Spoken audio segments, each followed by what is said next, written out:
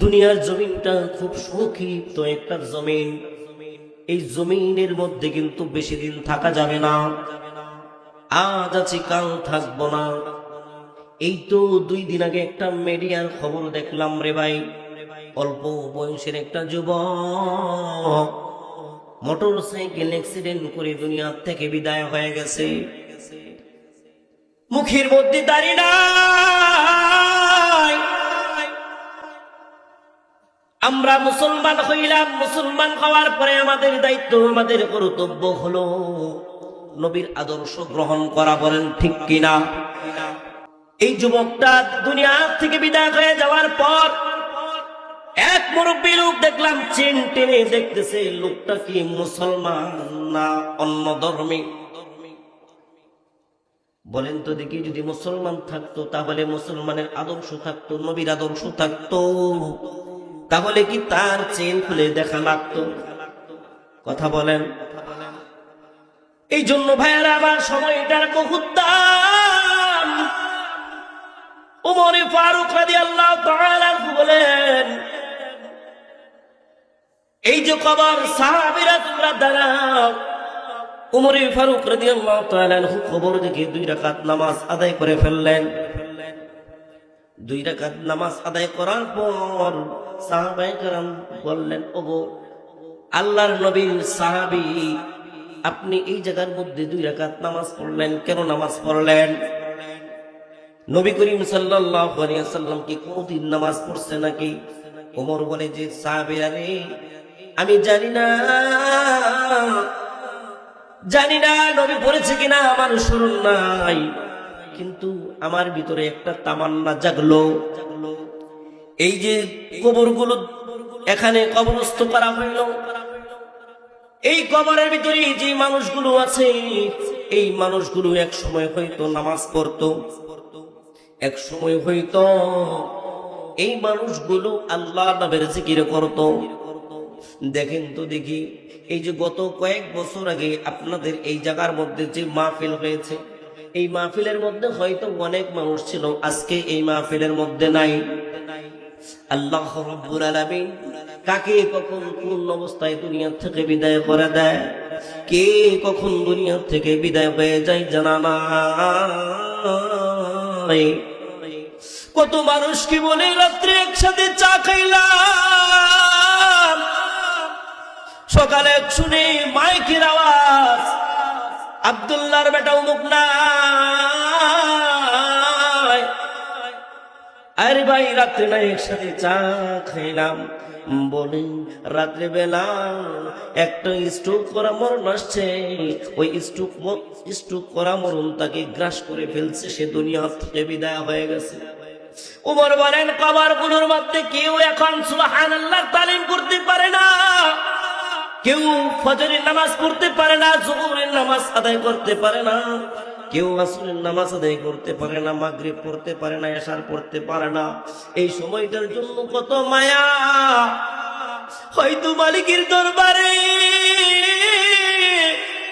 কত বলতেছে, মালিক দুনিয়ার জমিনে তুমি আমাকে অল্প সময় দিলা, কিন্তু আমি তোমার নিয়ামতের শুকর আদায় করতে পারলাম না। ওগো আল্লাহ, তুমি দয়া করে মায়া করে তুমি আমাকে আরেকটা বার সময় দাও। আমি দুনিয়ার জমিনে চাইয়া তোমার নিয়ামতের শুকর আদায় করব। আমি নামাজ পড়ার সুযোগ পাই না, আমি নামাজ পড়বো মানে তোমার জন্য। হে আল্লাহ, আমি ইবাদত করব তোমার জন্য।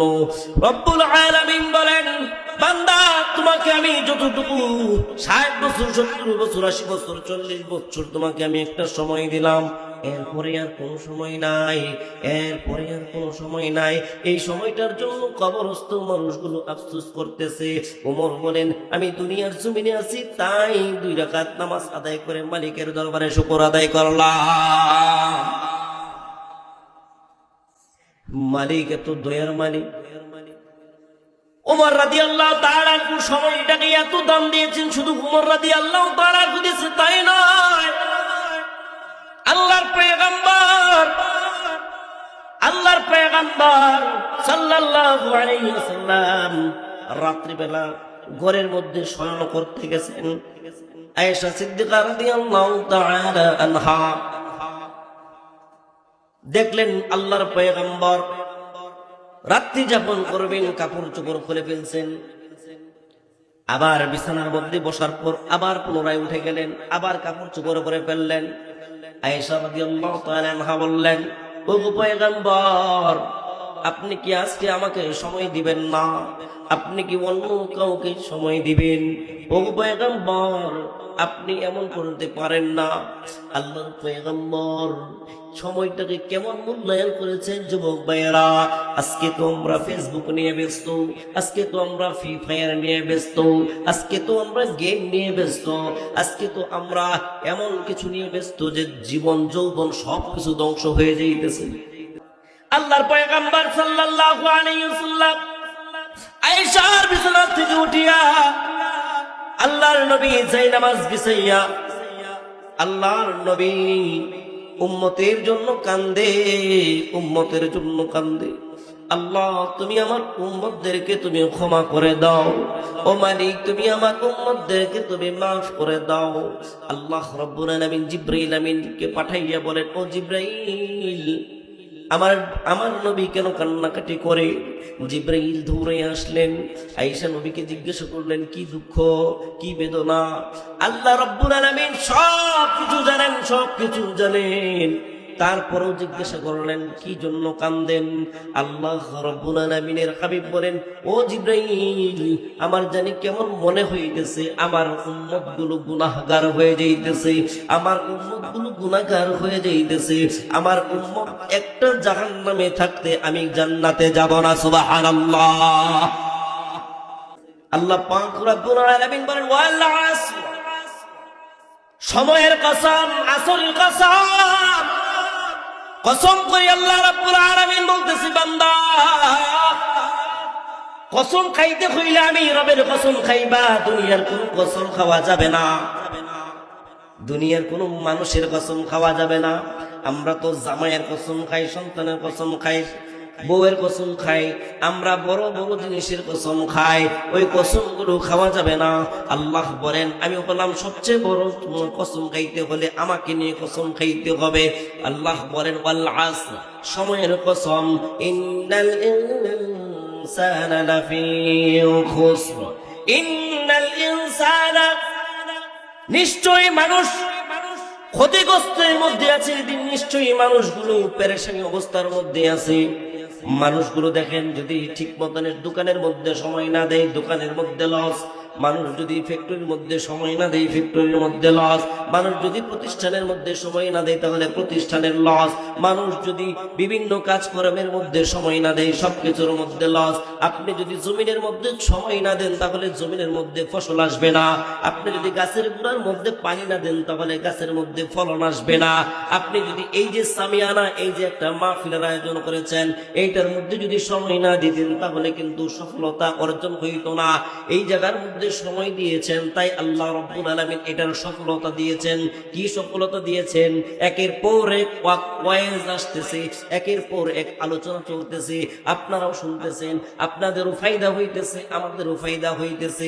এই জন্য আল্লাহ রাব্বুল আলামিন বলেন, ইন্নাল ইনসানা লাফি খুসর, নিশ্চয় মানুষগুলো ক্ষতিগ্রস্তের মধ্যে। ইন্নাল ইনসানা লাফি খুসর ইল্লাল্লাযীনা আমানু,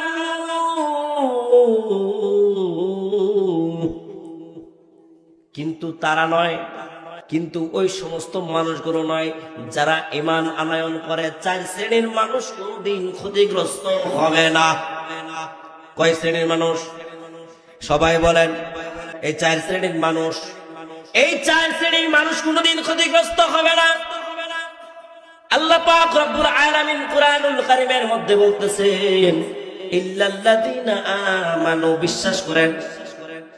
বিশ্বাস করেন? হ্যাঁ, আমাদের কি বিশ্বাস আইছে রে ভাই দেশে? যদি এই জায়গার মধ্যে একটা বাউল গানের আয়োজন হইতো, সন্ধ্যার পরে দেখতেন মানুষ, ছেলে মেয়ে, বেটা বেটি, মানুষের অভাব থাকতো না। শুক্রবার দিন মসজিদের মধ্যে ইমাম সাহেব বয়ান করে, বাউল গান হইতেছে যাও না, সাংস্কৃতিক অনুষ্ঠান হইতেছে যাও না। মসজিদের মধ্যে ওয়াজ করে মাত্র বের হইল, টুপিটা খুইলা বা সুন্দর করে পাঞ্জাবি টাঞ্জাবি খুইলা, নয়তো এটার সাথে বিরাই নিয়ে বাউল গানে সবার আগে উপস্থিত।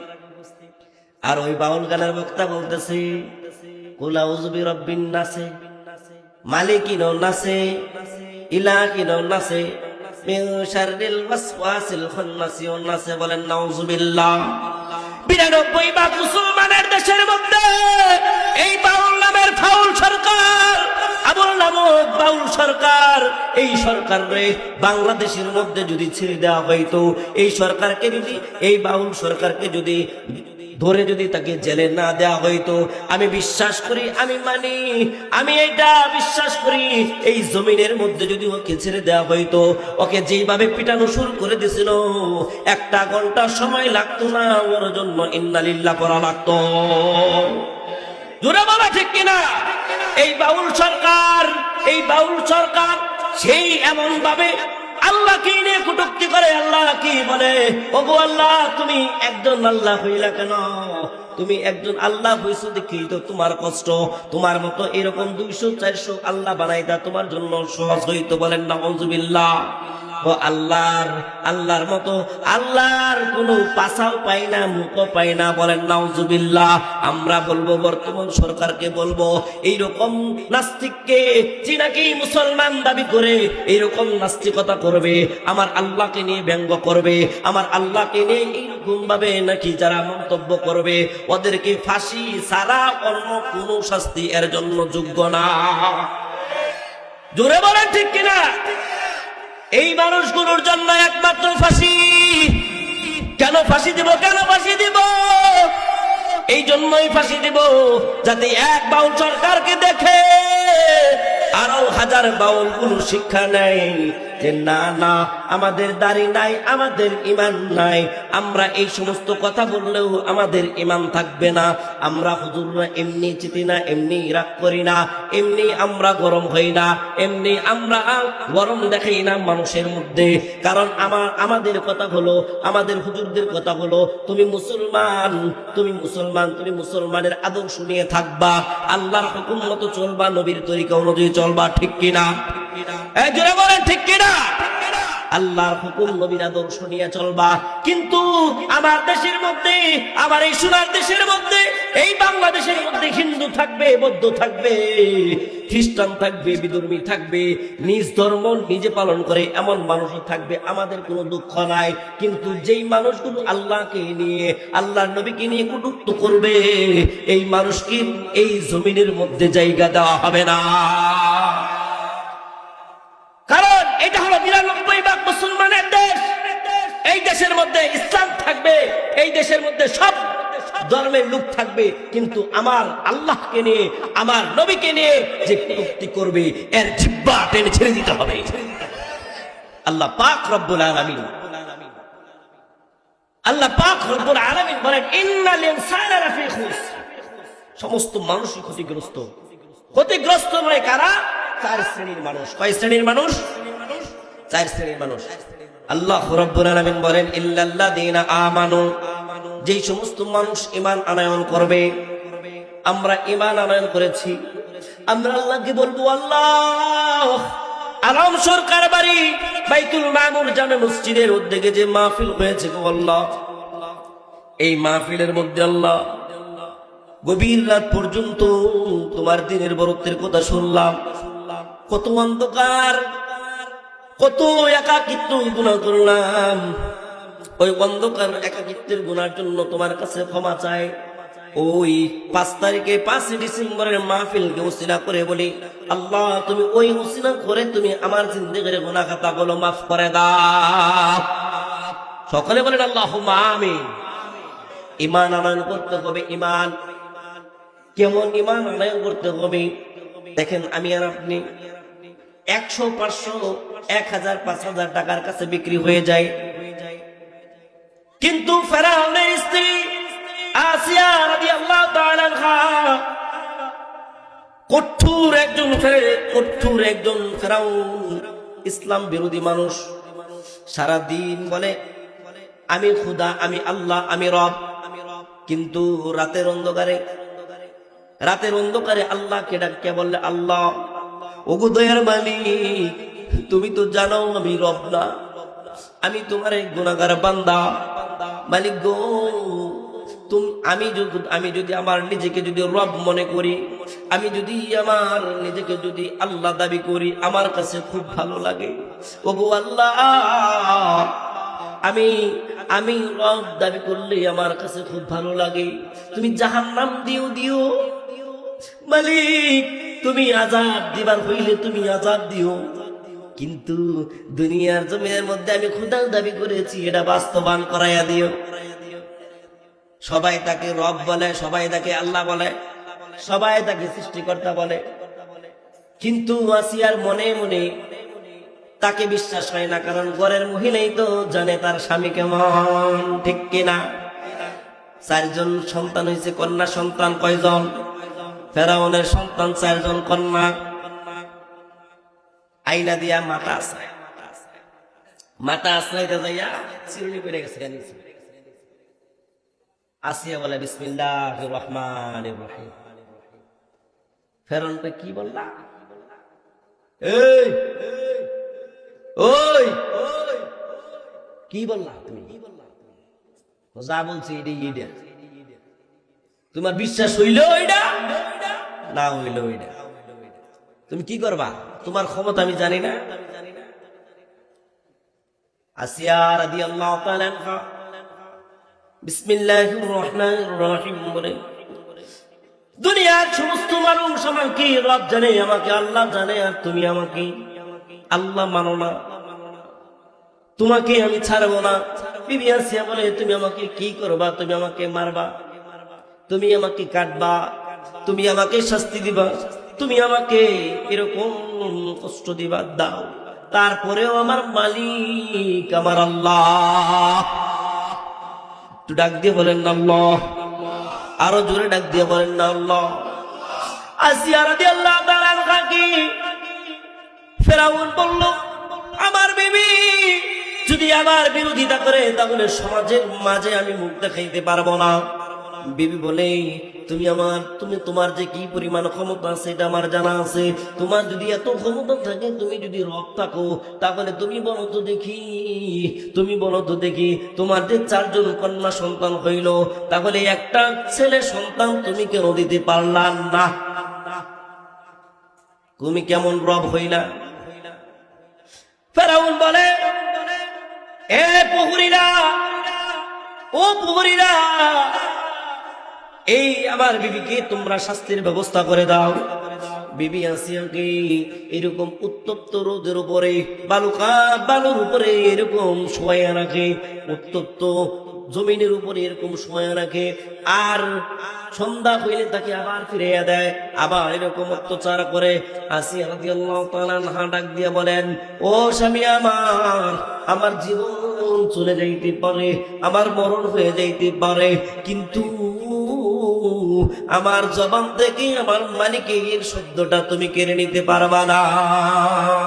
ও মা, মনে রাখো, তোমাদের ঘরের মধ্যে যে স্বামী আছে, তোমাদের ঘরের মধ্যে যে ভাই আছে, তোমার ঘরের মধ্যে যে পুরুষ আছে, এই পুরুষ তোমাকে শাসন করে তোমাকে ভালো রাখার জন্য, এই পুরুষ তোমাকে শাসন করে তোমাকে শান্তি দেওয়ার জন্য, এই পুরুষ তোমাকে ভালো রাখে, এই ভালো রাখার জন্য রাত দিন পরিশ্রম করে, যখন খাবার ঠিক মতনে না পায়, যখন তার শরীরের মধ্যে এরকম আঘাত লাগে, একটু সেবা না পায়, তখন তোমার উপর একটু রাগ হয়। কিন্তু তার মানে এই নয় যে ফেরাউনের থেকে বেশি খারাপ হয়ে গেছে, তার মানে এই নয় যে ওই ফেরাউনের থেকে আরো বেশি খারাপ হয়ে গেছে।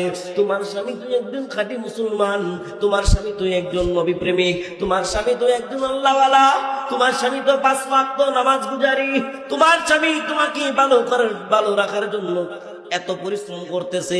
তোমার কাছে আজকে আমি এই মাহফিলের মধ্যে আমি পায়ে ধরে যাব, তুমি যদি তোমার স্বামীর খেদমত করতে পারো, স্বামীর হুকুম মতো চলতে পারো, স্বামীর আদর্শ যদি গ্রহণ করতে পারো, আল্লাহ পাক রব্বুল আলামিন ওই 4 শ্রেণীর মানুষ আছে, আবার 4 শ্রেণীর মানুষ আছে।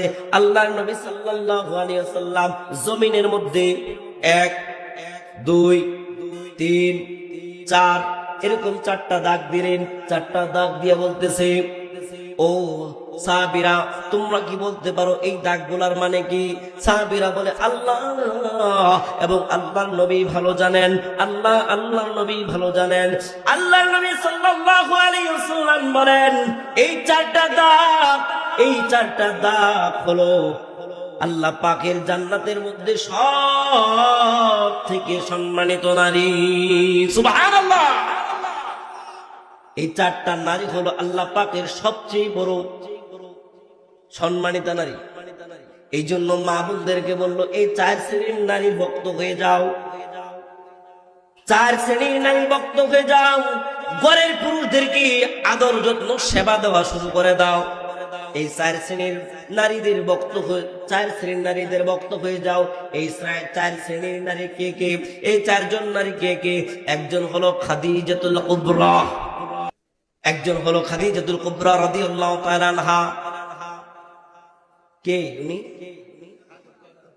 হ্যাঁ, নবীজির সবচেয়ে মন ঘামানো, সবচেয়ে ভালোবাসার স্ত্রী হযরত খাদিজা রাদিয়াল্লাহু তাআলা আনহা। আয়েশা রাদিয়াল্লাহু তাআলা আনহা বলেন, আল্লাহর পয়গম্বর আপনি আমাকে পাইছেন কুমারী আর খাদিজাকে পাইছেন বিবাহিতা, আপনি তার জন্য এত মায়া কেন করেন? আল্লাহর নবী বলেন, ও আয়েশা এমন কথা আর কোনদিন বলবা না, এমন কথা আর কোনদিন বলবা না। কারণ আয়েশা তুমি হইলা আমার সুখের দিনের সাথী, আর আয়েশা আর খাদিজা হলো আমার দুঃখের দিনের বন্দী। খাদিজা হলো আমার দুঃখের দিনের সঙ্গী আর আয়েশা হলো সুখের দিনের সঙ্গী। আয়েশা আর কোনদিন তুমি কথা বলবা না। এই খাদিজা হলো এই 4 দাগের 1 নাম্বার। 2 নাম্বার হলো মা ফাতেমা রাদিয়াল্লাহু তাআলা আনহা। তিনি কে? নবীজির মেয়ে ফাতেমা রাদিয়াল্লাহু তাআলা আনহা। 3 নাম্বার হযরতে মরিয়ম আলাইহিস সালাতু ওয়াস সালাম, ঈসা আলাইহিস সালাতু ওয়াস সালামের আম্মা জান।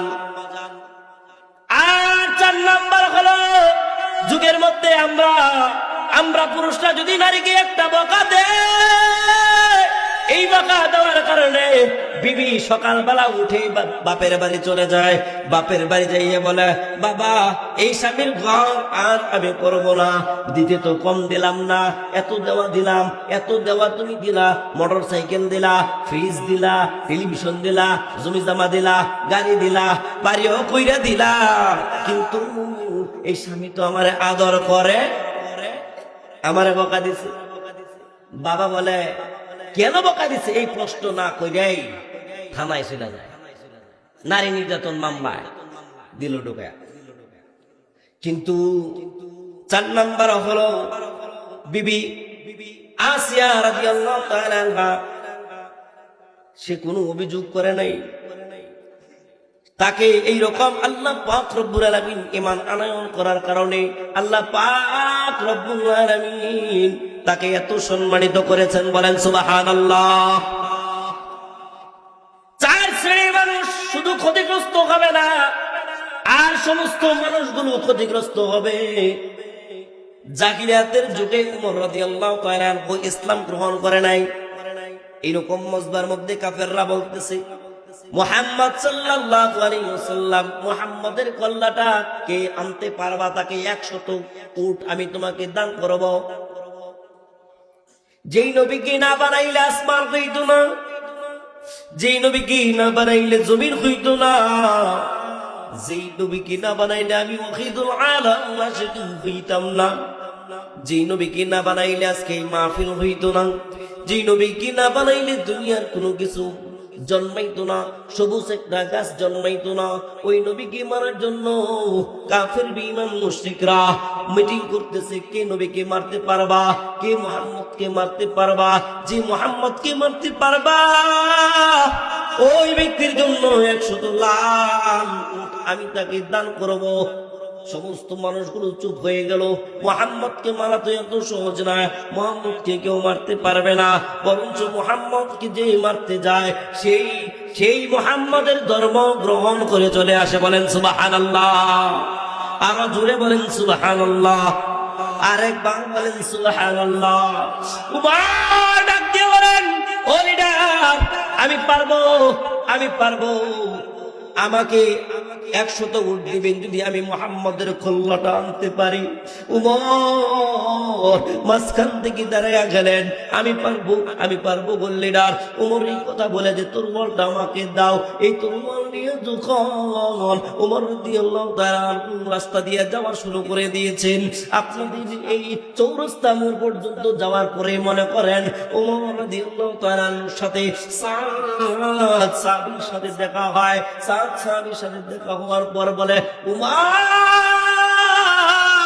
কোথায় যাও, কার কাছে যাও? উমর রাদিয়াল্লাহু তাআলা বলেন, আমাদের মজবার মধ্যে ঘোষণা হয়ে গেছে, যেই ব্যক্তি মুহাম্মদের কল্যাণটা আনতে পারবে তাকে আল্লাহ পাক, তাকে আমাদের লিডার 100 লাল উটে পুরস্কৃত করবে। বলেন নাউযুবিল্লাহ। সাদ বলে, তুমি আমার নবীকে মারার জন্য যাইতেছো, যে নবীর শরীরের মধ্যে মশা বসা হারাম, যে নবীর শরীরের মধ্যে মাছি বসা হারাম, তুমি সেই নবীকে মারার জন্য তুমি যাইতেছো। উমর ডাক দিয়ে বলেন, কি রে সাদ, তুমিও কি বিধর্মী হয়ে গেলা? মানে তুমিও কি ইসলাম গ্রহণ করে ফেললা?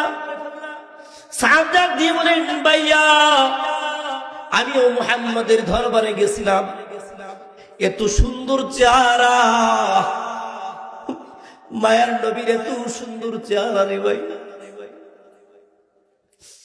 ইউসুফ নবীকে দেখার পর যে নারী হাত দিতে পেরেছিল, আয়েশা বলেন, ও বোন, যদি আবার নবীকে তুমি দেখতা তাহলে তুমি তোমার কলিজাটাই কেটে ফেলতা। ওমর রাদিয়াল্লাহু তাআলা বললেন, তুমিও কি বিধর্মী হয়ে গেলা? ওমর রাদিয়াল্লাহু তাআলা বললেন, তুমিও বিধর্মী হয়ে গেলা? সাদ বলেন যে হ্যাঁ, আমিও মুহাম্মদের ধর্ম গ্রহণ করে ফেলেছি। ও ভাই, নবীর প্রেমে দেখো 1 ফোঁটা চোখের পানি ফেলাইতে পারো না। কালকে আমাদের ময়দানে আমার নবী এই 1 ফোঁটা চোখের পানির কারণে বলবে, আল্লাহ আমার কল্যাণ নেওয়ার জন্য উমর আসছে। এই উমরের কথা শুনে ওই আলম সরকার বাড়ির মসজিদের মাহফিলের মধ্যে 1 ফোঁটা চোখের পানি ফেলাইছে। মালিক, আমি তোমার কাছে সুপারিশ করলাম, আমার এই উম্মতগুলোকে তুমি জাহান্নামে দিও না, এই উম্মতগুলোকে তুমি জান্নাতে দাখিল করে দিও। বলেন আল্লাহুম্মা আমিন। হযরতে ওমর রাদিয়াল্লাহু তাআলা বললেন, কি বলো, মাথা তো নষ্ট।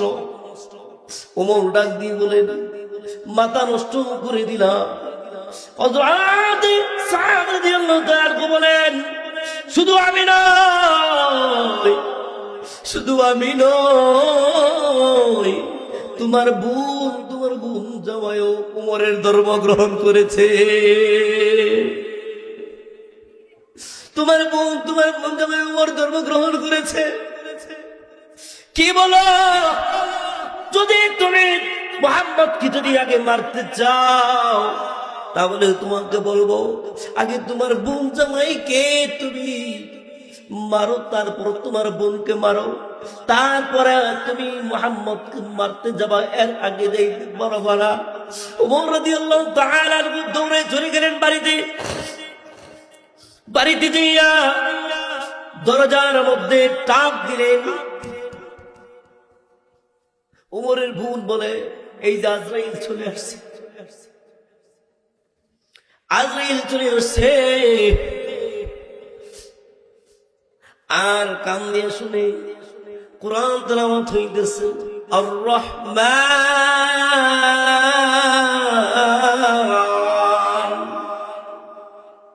আল্লামাল কুরআন।